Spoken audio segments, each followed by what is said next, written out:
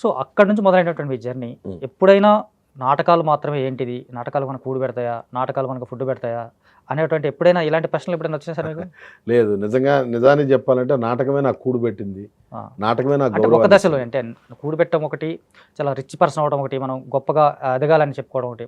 అంటే నాటకానికి సంబంధించి చూస్తే మనకి రెమ్యునరేషన్స్ పరంగా, డబ్బుల పరంగా భారీ స్థాయిలో అయితే ఉండవు కదా, అవును, ఉండవండి, ఆశించినటువంటి స్థాయిలో డబ్బులు అయితే ఉండవండి. ఒక మినిమం డబ్బులు మాత్రం వస్తూ ఉంటుంది మనకు. అంటే ఒకటి నేను ప్రాక్టికల్గా నేను అనుభవించాను కాబట్టి చెప్పగలను. 2010 నుంచి వృత్తిగా తీసుకున్నా నాటకాన్ని నేను. ఓకే. తీసుకొని 2025 వరకు గట్టిగా చేశాను. ఓకే. అంటే 15 సంవత్సరాలు నేను నాటక రంగంలో వృత్తి కళాకారుణ్ణి.